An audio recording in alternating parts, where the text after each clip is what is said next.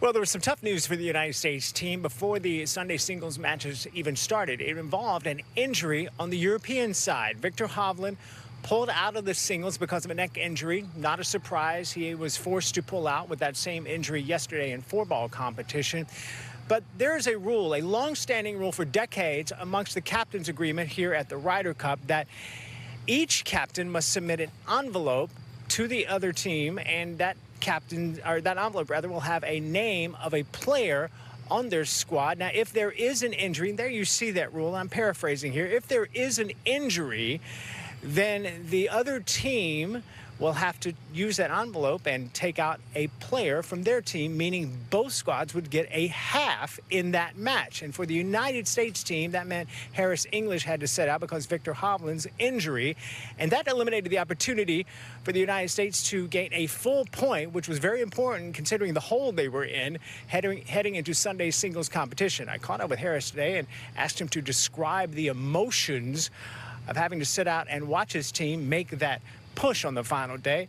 And I asked Keegan Bradley if this envelope rule is antiquated. It was tough. I mean, I know Victor's hurt. He sent me a text. He came up to me, and I know he's hurt. And the rule is what it is. Hopefully they'll look at it at some point. But it sucked not going out there and play today. But it is what it is. And I was part of the crowd today and cheering them on as much as I could. Yeah, I mean, it was 25% of the points they needed to win, and nothing against Victor. I'm sure he's hurt and everything, but that rule has to change. Obviously, I think it's obvious now. But they, everything that they did was by the book, and I don't have anything against them for that. Why do you think it has to change? Well, we're playing this amazing, if a person gets hurt on the football field, you don't give them 7 points if Tom Brady gets hurt. But I mean, listen, this is part of what the Ryder Cup is. It's part of what makes it unique. It's got different rules, and it's a bummer that had to happen. I'm sure Victor was really bummed out too. So they have it from Keegan Bradley. We will see if there's a push by the PGA of America to get this envelope rule changed moving forward in the Ryder Cup. Rich? All right, Todd, thank you. It did happen in 1993. Sam Torrance had a bad toe. Lanny Watkins had to sit, and that was the U.S. win at the Belfry. So, Keegan was pretty outspoken about that. Paulie, I'll go to you first. What do you think? Should they change the rule? And if so, what do you do? The guy gets hurt, you lose the full point? Yeah, well, that's what happens in the Solheim Cup, for example. We've always had this, as long as I've known, in the Ryder Cup. It's not a great place for a captain to be, to put the name of one of your players in an envelope. So it's a very difficult place for a captain to do. The rule is the rule. We had a 7-point advantage when this happened this morning.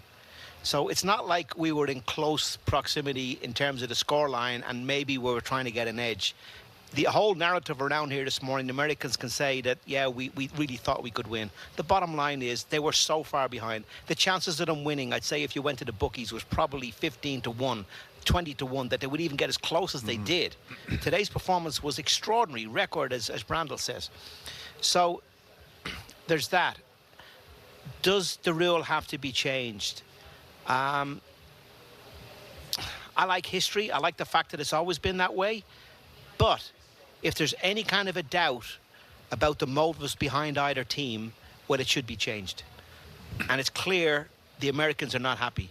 Now, America benefited hugely from this situation in Kiwa Island in 1991. Steve Pate, when you won by half a point. And the Europeans were very upset about what happened there. So I can understand why America's upset now in a close-run match. So maybe, like we've done with the pin positions, because there was a lot of question marks about the pin positions and who was controlling what. And we went in the middle and we did the 5 pin positions and said, there you go, guys, let's be transparent on the Monday of it. And that dealt with that problem. Maybe if this is a problem, that they do need to do that and say, okay, here's the deal. Both teams, everybody has to accept it. You're going to lose a point, and then it's in the middle, and everybody knows where it is. So if America not happy at the moment, Europe haven't been happy in the past, maybe we do change it and we just leave it as it is. And yeah, but that'd be very unfortunate. It's not, with all due respect to Keegan, it's not analogous to football game because you have backup quarterbacks. It's not analogous to a baseball game. You have backup pitchers. You don't have backup golfers. And I'm sure a great bit of thought went into this captain's agreement. They're like, we're in a pickle here. It's if we get injured, I'm sure if the shoe were on the other foot or the injury were on the other team, so to speak, you would like this kind of concession. It's been in place for some 50 years. It's been used very sparingly. Maybe it's been a slight controversy back and forth. In the end, even if you gave Europe the whole, or the United States the whole point, it is still a win for Europe. So, and the time to draw issue with a captain's agreement or any rule that you disagree with is in the 2-year run-up to the Ryder Cup. You know, that's the kind of preparation that one needs to be prepared for something like this. And Keegan looked completely unaware of the rule and unprepared for it. And it sounded a little bit like sour grapes. For what it is worth, if you get injured in tennis, which you guys both like, you lose the match. But in any event, here we are. Well, that's not a team event. No, true.